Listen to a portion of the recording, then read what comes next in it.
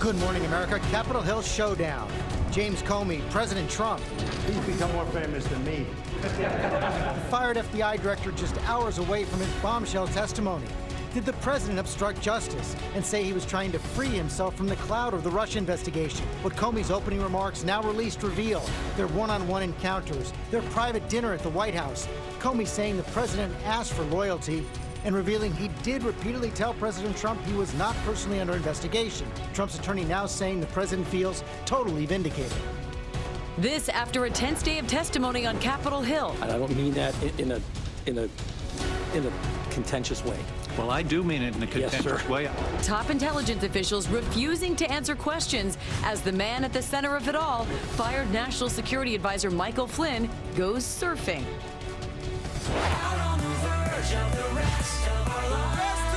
And this morning, the Warriors on the verge. Golden State, one win away from finals glory.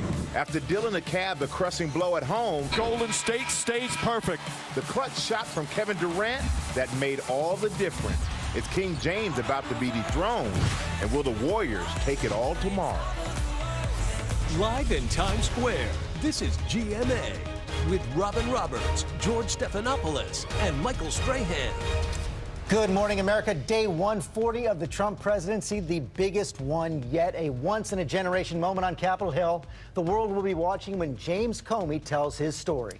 Let's take a live look at the room where Comey will testify just 3 hours from now. And right outside of that room, people are already lining up, waiting to get into the hearing. Look at that long line right there. And all around the D.C. area, watch parties are popping up, even at the D.C. area bars. It will be a day filled with drama, high stakes for the White House and the country. We've never seen this kind of public showdown between a president and the FBI director he fired. Comey's prepared testimony released last night is packed with vivid details about his meetings with Trump. It's based on notes he took in real time. Flatly contradicts President Trump's claim that he never tried to influence the Michael Flynn investigation. But the president's attorney says Trump feels totally vindicated because Comey confirms he was not personally investigating the president. Many more questions unanswered. In fact, here are some of the big questions Comey will face today. Does he think President Trump was trying to obstruct justice? Does he think he was fired for not shutting down the Michael Flynn probe? And why didn't he publicly reveal his concerns that Trump was trying to influence the investigation? Let's go straight to our senior justice correspondent, Pierre Thomas in Washington, for the very latest. Good morning, Pierre. Amy, good morning. The day is here. The fired FBI director breaks his silence, appearing in one of the most anticipated hearings in recent memory. He will make the case that he was under constant pressure from a president frustrated by the Russia investigation, who then fired him without notice. From the first time FBI Director James Comey met then President-elect Donald Trump, he was clearly leery. After a January intelligence briefing with Trump, Comey decided to type his thoughts on a laptop in an FBI vehicle outside Trump Tower the moment he walked out of the meeting. Comey's dramatic testimony today is based on notes he took about encounters with Trump that made him increasingly uneasy. He's become more famous than me. January 27th, 5 days after that now famous handshake, Trump summons Comey to a private dinner at the White House. Comey says Trump asked him if he wants to stay on the job. Comey was suspicious, calling it strange and sensing it was an effort to create some sort of patronage relationship. He claims the president was blunt. I need loyalty. I expect loyalty. The exchange was awkward, according to Comey.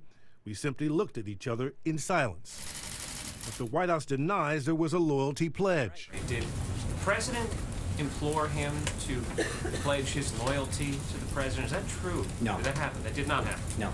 February 14th, after a briefing with senior national security officials in the Oval Office, Trump wants to speak to Comey alone.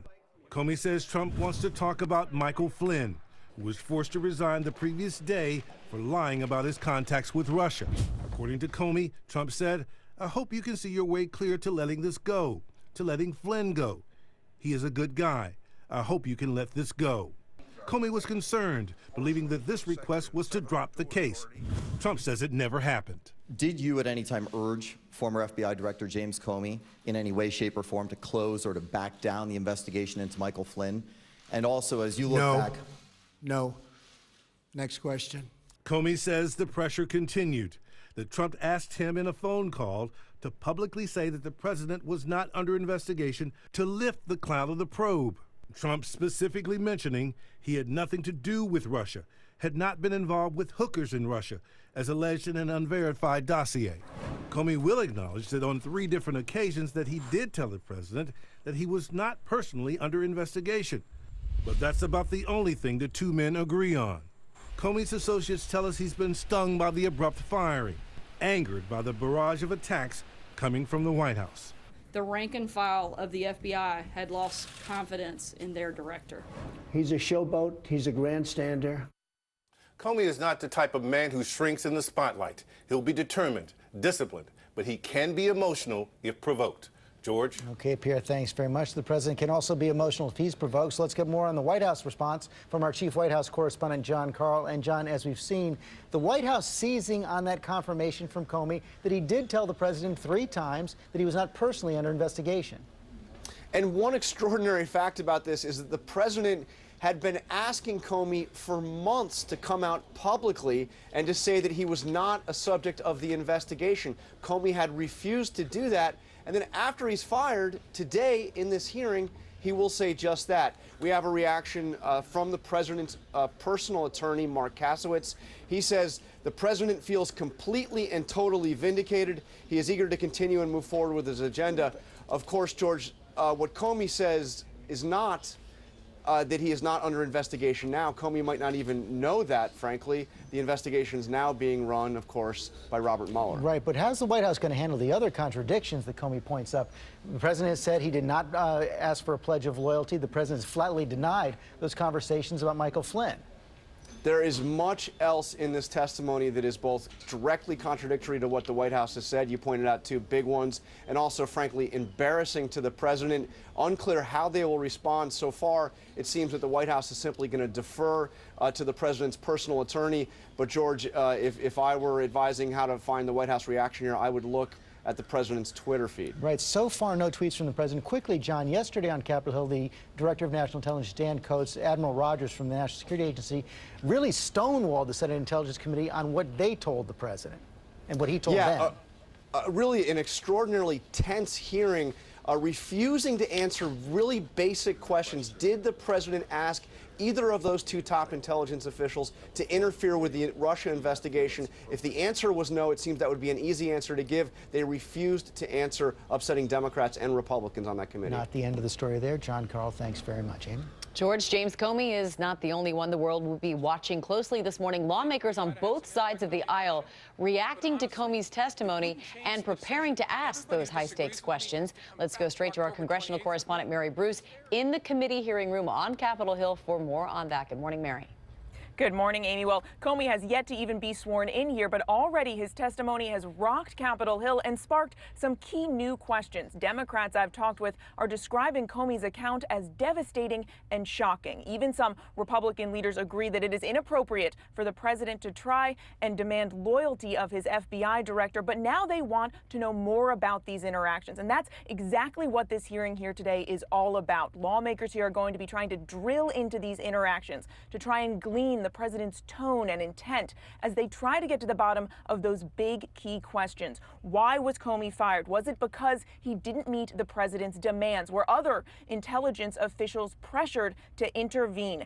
And was the president trying to obstruct the FBI's investigation? Amy, just take a listen to how the top Democrat over in the House investigation explained the stakes here today. Obstruction of justice is certainly one possibility. This would be shocking and scandalous under the best of circumstances, and we can't allow ourselves to become inured to, well, this is just how this president does business. That's not okay.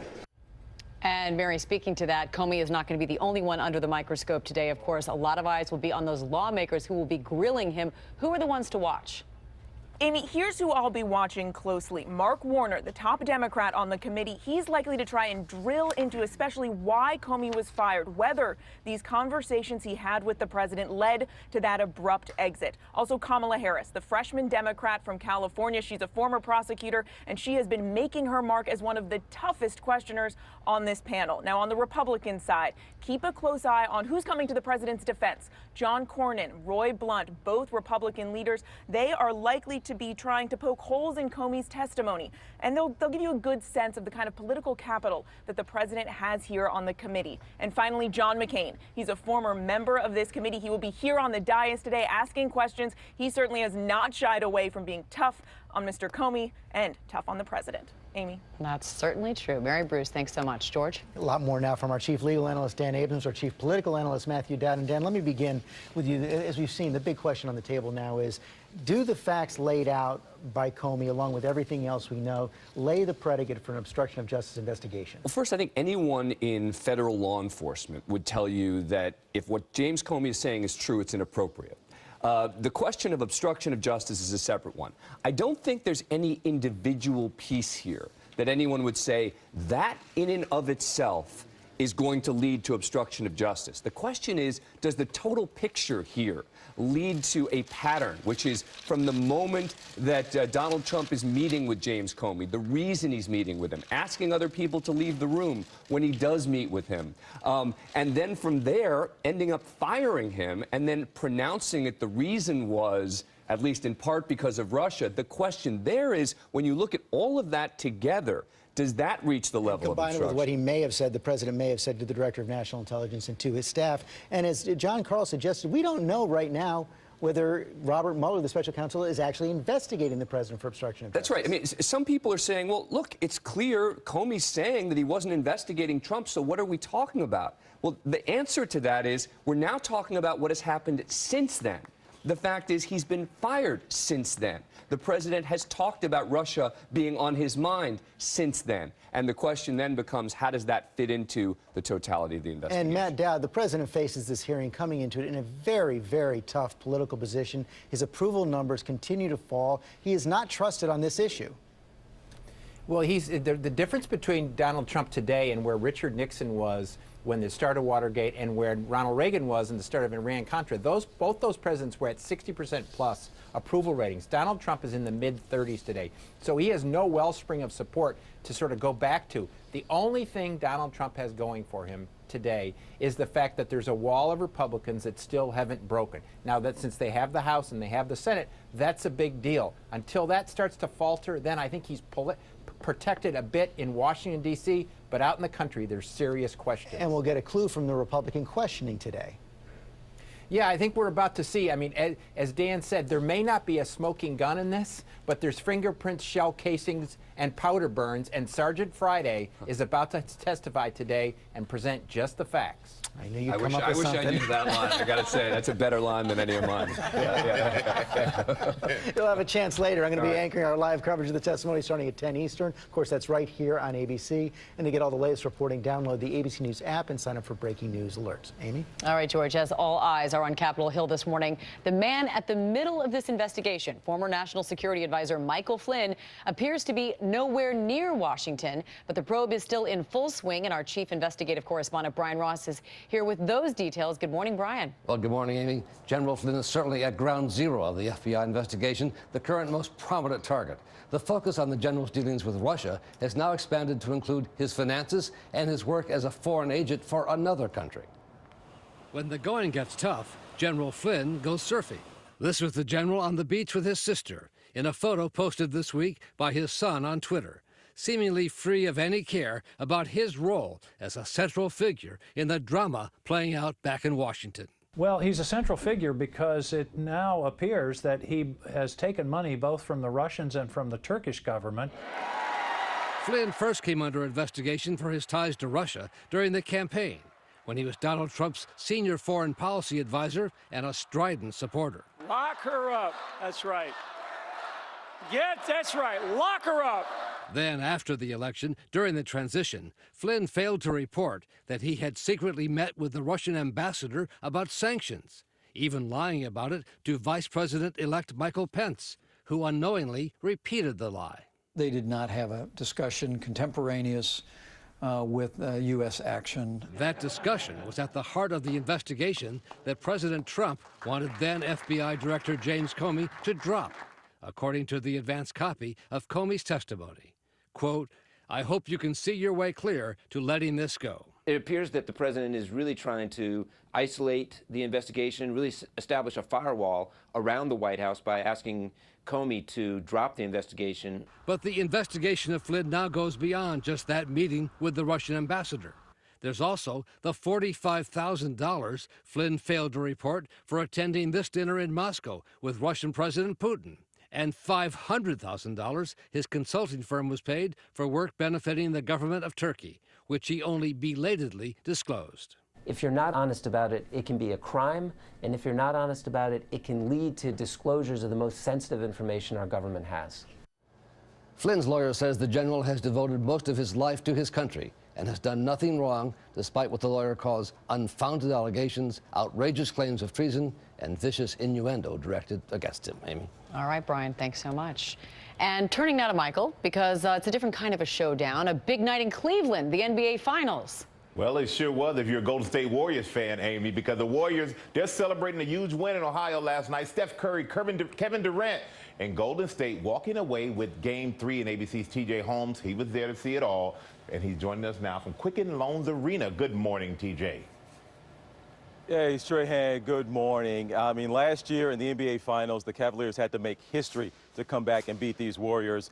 This year, they're going to have to make history again. It's not going to just take history. It's going to take a miracle, because now the Warriors are just a game away from getting their revenge, and it doesn't just look likely. It looks inevitable. He grabs the offensive board. King James knocked down in Game 3 of the NBA Finals. LeBron did. He ran into his teammate. And now on the verge of being dethroned. James taken away by Curry. The Golden State Warriors have taken a 3-0 lead on the NBA Finals and are now just one win away from the NBA championship. Puts up the three and nails it. They're an amazing team, and on the road, you got to find a way to dig deep and get it done, and we did that. That's what this finals is all about. With 3 minutes remaining, the Cavs were up by 6. J.R. Smith for 3. Bang! But then the Warriors reminded the Cleveland crowd why they have made the finals the last 3 years. Curry down the lane and finishes. Scoring 11 unanswered points, taking the lead with this Kevin Durant three-pointer. Durant for 3. It's good. Kevin Durant from downtown. Over none other than LeBron. Golden State stays perfect. A crushing loss for the Cavs. Back in Oakland, fans ignite. The Cavs were hoping to turn the series around and capture some of the magic that led to last year's historic comeback. But now, they're back from a 3-0 deficit in a 7-game final series. Never been done in the NBA.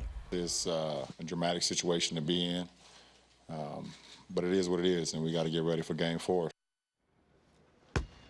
All right, so there you have it, guys. And again, last year we're looking at 3-1, and wow, that's never been done before in the NBA Finals. But a 3-0 deficit has never been done, not just in the NBA Finals. It's never been done in NBA history in any level of the playoffs, so they got it stacked against them straight hand. But we will be back here on Game 4 on Friday night. Proud team, proud city. They're still Believe land, as they call it around here. Well, you know what? You said it, TJ. We will be watching in Game 4 of the NBA Finals. It's tomorrow at 9 p.m. Eastern right here on ABC. And we're going to turn now to an incredible twister that was caught on camera. Take a look at this tornado ripping through a farm in North Dakota.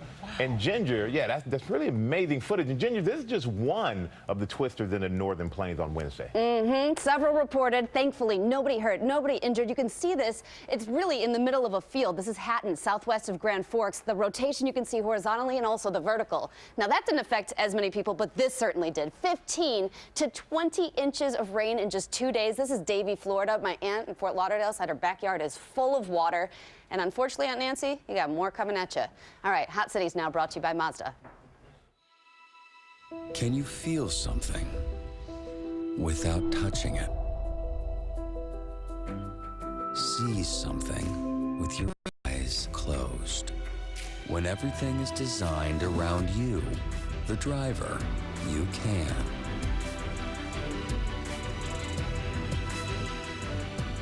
The new Mazda 3.